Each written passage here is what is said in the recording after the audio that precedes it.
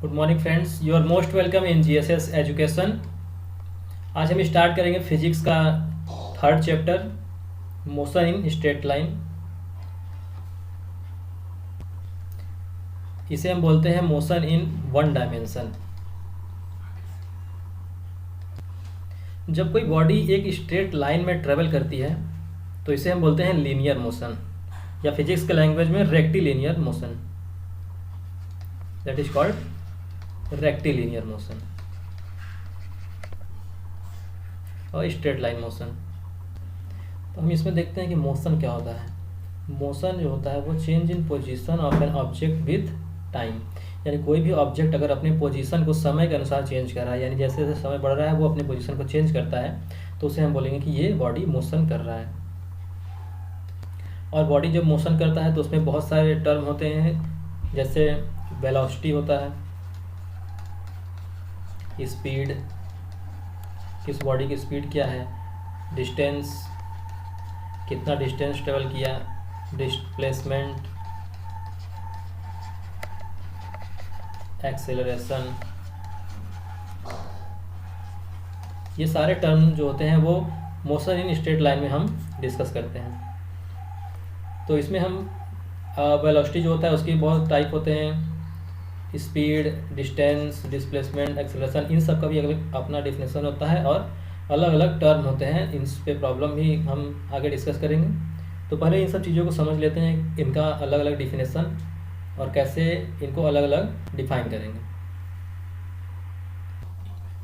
अब जैसे एक एग्जांपल देखते हैं, मान लेते हैं एक कार है, कार ए है जो स्टार्टिंग पॉइंट से यहाँ से चलना स्टार्ट करती है, यानी जीरो से। तो जीरो जो होता है हमारा वो होता है रेफरेंस पॉइंट। इसे हम बोलते हैं रेफरेंस पॉइंट या ओरिजिन, जहाँ से कोई बॉडी मूव करना स्टार्ट करती है, और यहीं से हम डिस्टेंस और डिस्प्लेसमेंट को मेजर करते हैं। जैसे कोई बॉडी है, यहाँ से स्टार्ट की और क्यू तक गई, यानी 120 किलोमीटर, ये यूनिट इसका मान लेते हैं किलोमीटर में है।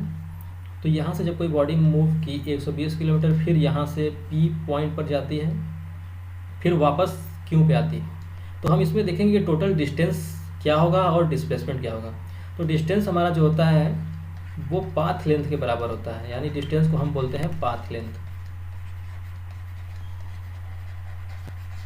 जैसा एनसीईआरटी में दिया हुआ एक टर्म पाथ लेंथ, इसी को हम डिस्टेंस भी बोलते हैं। इसमें जब बॉडी जीरो से क्यू पर गई तो यहाँ से कितना किलोमीटर ट्रेवल की है, ये 120 किलोमीटर का डिस्टेंस ट्रेवल किया है। इसके बाद फिर ये मूव करती है आगे, तो ये यहाँ 120 से 180 यानी 60 किलोमीटर और डिस्टेंस ट्रेवल करेगी, और फिर वापस ये 120 तक आती है, यानी 60 किलोमीटर और। तो टोटल हमारा जो हो जाएगा डिस्टेंस वो 120 प्लस 60 यानी 240 किलोमीटर ये टोटल डिस्टेंस ट्रेवल करेगी। अगर डिस्प्लेसमेंट की बात करें तो डिस्प्लेसमेंट जो होता है वो डिस्टेंस से अलग होता है। डिस्प्लेसमेंट हमारा बताता है कि इनिशियल पॉइंट से फाइनल जहाँ तक पहुँचा है, यानी फाइनली ये कहाँ तक पहुँचा है, क्यू तक, क्योंकि ये पी तक गया फिर वापस क्यू पर आ गया है। तो यहाँ से यहाँ का डिस्टेंस कितना है, या पाथ लेंथ यहाँ का केवल 120 किलोमीटर है। तो अगर हम डिस्प्लेसमेंट की बात करें तो वो हो जाता है 120 किलोमीटर केवल। अब आगे देखते हैं कि डिफरेंस क्या होता है डिस्टेंस और डिस्प्लेसमेंट में। यहाँ से हमें तो ये समझ में आ गया कैसे निकालेंगे। अब डिफरेंस देखते हैं, दोनों में डिफरेंस क्या होता है। तो डिस्टेंस हमारा जो होता है वो होता है distance is the length of path travelled by body while moving from initial position to final, यानी इनिशियल से फाइनल तक जो भी वो डिस्टेंस पूरा ट्रेवल करेगा आने में जाने में, तो उस पूरे ट्रेवल में जितना पाथ लेंथ उसका आएगा वो डिस्टेंस हो जाएगा। और डिस्प्लेसमेंट जो होता है वो शॉर्टेस्ट डिस्टेंस होता है इनिशियल और फाइनल पोजीशन के बीच का। तो ये पहला डिफरेंस था। दूसरा कि डिस्टेंस हमारा जो होता है वो स्केलर क्वांटिटी होता है, और ये होता है वेक्टर क्वांटिटी। स्केलर का मतलब होता है कि इसमें मैग्नीट्यूड होगा, केवल डायरेक्शन नहीं होगा। स्केलर क्वांटिटी में ओनली मैग्नीट्यूड होता है, इसमें डायरेक्शन नहीं होता है, और इसमें मैग्नीट्यूड के साथ साथ डायरेक्शन भी होगा, तो उसे बोलते हैं वेक्टर क्वांटिटी। तो हमारा डिस्प्लेसमेंट जो होता है वो वेक्टर क्वांटिटी होता है, और हमारा डिस्टेंस जो आएगा वो ऑलवेज पॉजिटिव आएगा, और ये पॉजिटिव भी आएगा, जीरो भी आएगा और निगेटिव भी आएगा, ये तीनों हो सकता है। अब इसमें प्रॉब्लम में देखेंगे कि आखिर निगेटिव कैसे होगा और जीरो कैसे होगा। और डिस्टेंस में टोटल जो डिस्टेंस आएगा वो अलजेब्रिक सम होता है जितना भी वो पाथ लेंथ ट्रेवल करता है।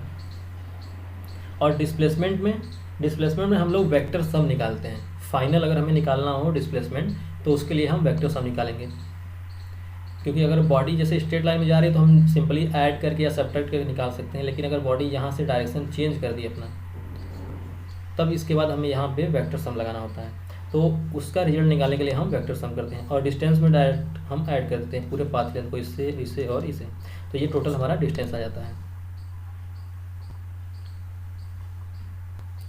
और डिस्टेंस की बात करें तो डिस्टेंस कभी जीरो नहीं होता, यानी अगर बॉडी मूव कर रही है, मूव करने के बाद वापस भी अगर उस पोजीशन पे आ गई तो भी हम बोलेंगे कि इसमें डिस्टेंस ट्रेवल किया है। लेकिन अगर डिस्प्लेसमेंट की बात करें तो इसमें अगर कोई बॉडी घूम फिर के वापस अपने पोजीशन पे आ गई तो ये डिस्प्लेसमेंट हमारा जीरो हो जाएगा। और दोनों का यूनिट जो होता है वो मीटर होता है। तो यहाँ पे हम देखें कि डिस्टेंस और डिस्प्लेसमेंट में क्या क्या डिफरेंस होता है। अब आगे प्रॉब्लम में देखेंगे कि प्लस कैसे होगा, माइनस जीरो। प्लस तो देख चुके हैं कि प्लस कैसे होगा, जीरो और माइनस कैसे आता है डिस्प्लेसमेंट। अब जैसे इसमें यहाँ पे एक बॉडी है, कार है मान लीजिए, यहाँ पे जीरो से स्टार्ट करता है, यानी रेफरेंस पॉइंट से स्टार्ट करके ये पी पे जाता है 50 किलोमीटर, फिर क्यू पे जाता है, फिर उसके बाद ये वापस ट्रेवल करते हुए -50 तक आ जाता है। तो इसमें हमारा जो डिस्टेंस होगा वो ये डिस्टेंस टोटल होगा पाथ लेंथ, और ये टोटल, तो जब पूरा सम करेंगे तो हमारा ये 100 आ जाएगा प्लस 100 प्लस 50, यानी टोटल 250 किलोमीटर हमारा आ जाएगा डिस्टेंस। और डिस्प्लेसमेंट की बात करें तो हमारा इनिशियल पॉइंट ये था, फाइनल ये था। तो डिस्प्लेसमेंट जो होता है वो शॉर्टेस्ट डिस्टेंस होता है इनिशियल और फाइनल पोजीशन के बीच का, तो ये हो जाएगा हमारा डिस्प्लेसमेंट। लेकिन ये होगा हमारा निगेटिव में, क्योंकि हम इनिशियल पॉइंट से पीछे जा रहे हैं, तो ये हमारा हो जाता है -50 किलोमीटर डिस्प्लेसमेंट। तो इस तरह से निगेटिव आता है। और जीरो तब आएगा जब ये यहीं पे रुक जाता है, यानी पी पर गया, पी के बाद क्यू पे, क्यू से वापस ये अगर ओरिजिन पे आ जाता तो ये यहाँ पे हमारा डिस्प्लेसमेंट जीरो हो जाता, लेकिन डिस्टेंस हमारा 200 किलोमीटर होता है। तो इस तरह से हमारा डिस्प्लेसमेंट निगेटिव भी होता है और जीरो भी होता है। डिस्प्लेसमेंट में एक डायरेक्शन होता है, डिस्टेंस में कोई डायरेक्शन नहीं होता है। अब जैसे कोई हमारी बॉडी है ए से बी में जा रही है, यानी ए पॉइंट से बी पॉइंट तक वो ट्रेवल कर रही है, और वो 3 पाथ फॉलो करता है। तो इसमें कौन सा पाथ डिस्टेंस होगा और कौन डिस्प्लेसमेंट? अगर डिस्टेंस की बात करें तो ये और ये और ये तीनों जो होंगे वो डिस्टेंस होंगे, लेकिन डिस्प्लेसमेंट जो होता है वो शॉर्टेस्ट डिस्टेंस होता है, यानी ए और बी, यानी ये पॉइंट जो होगा, ये लाइन, ये पाथ जो होगा, ये डिस्प्लेसमेंट होगा। यानी डिस्प्लेसमेंट जो है वो सिर्फ एक पाथ फॉलो कर रहा है और डिस्टेंस तीनों।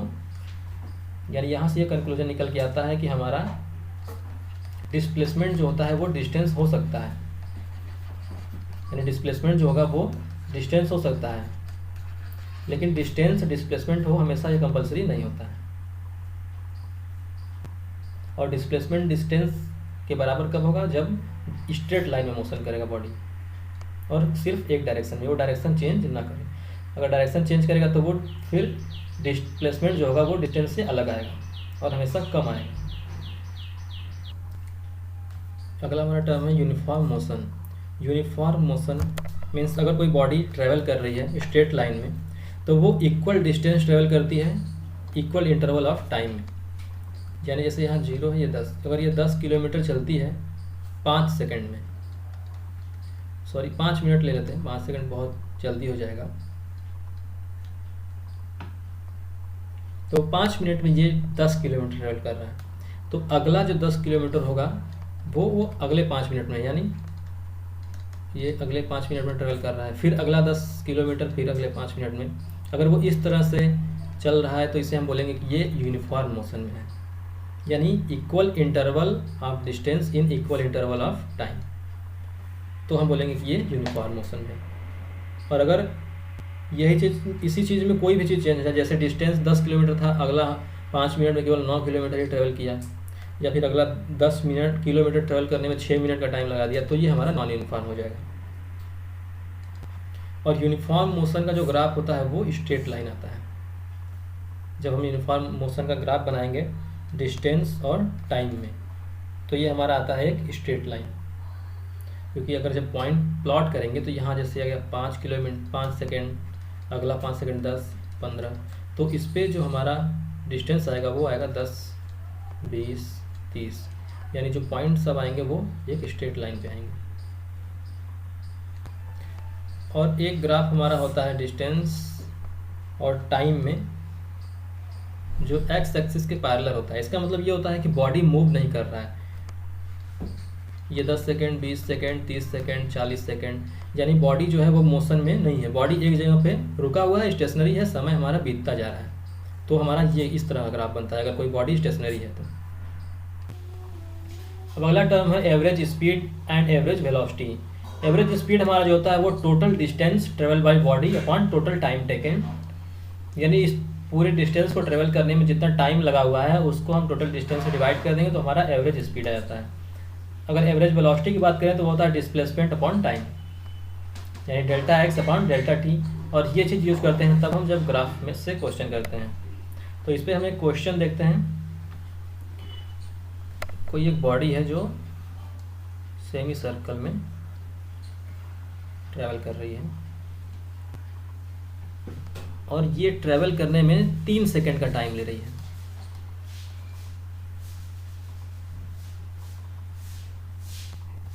और हमारा डायमीटर जो है वो 6 मीटर का है। तो अब इसमें हम निकालेंगे एवरेज स्पीड क्या होगा। तो average speed is equal to total distance upon time. तो टोटल डिस्टेंस हमारा जो इसमें आएगा वो ये आएगा, सर्कमफरेंस ऑफ सेमी सर्कल। तो ये जो हम निकालेंगे तो ये हमारा आ जाएगा 2πr अपॉन 2, इसके अपॉन टोटल डिस्टेंस यानी 3। तो इसका मतलब ये हो जाएगा पाई इंटू आर, हमारा जो होगा वो 6 मीटर डायमीटर है तो रेडियस हमारा 3 मीटर हो जाएगा अपॉन 3 पाई मीटर पर सेकेंड। और अगर एवरेज वेलोसिटी की बात करें तो इसमें हम डिस्प्लेसमेंट लेंगे। तो हमारा डिस्प्लेसमेंट जो होगा वो शॉर्टेस्ट डिस्टेंस होगा। तो हमारा शॉर्टेस्ट डिस्टेंस जो है वो डायमीटर है, यानी 6 मीटर अपॉन 3 सेकेंड।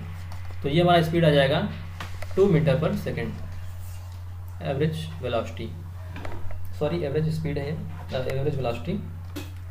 यहाँ पर देखते हैं तो स्पीड जो हमारा आया है एवरेज वो 3.14 मीटर पर सेकेंड है और ये 2 मीटर पर सेकेंड, यानी ये कम है और ये ज़्यादा है। तो ज़्यादातर में स्पीड जो होगा वो ज़्यादा होगा, वेलोसिटी कम।